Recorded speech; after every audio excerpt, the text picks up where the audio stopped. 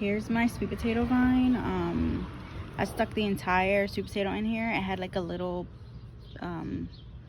little eye sticking off of it, and I just stuck it right in the dirt.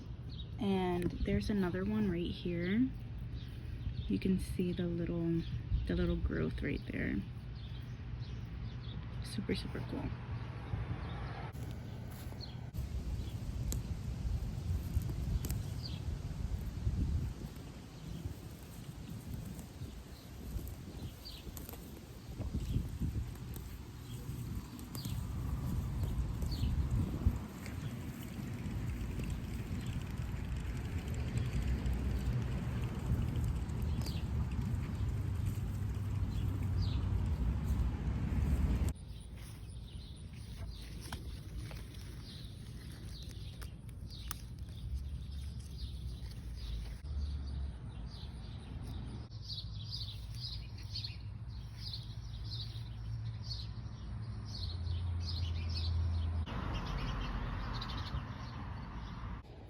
So here's the potato.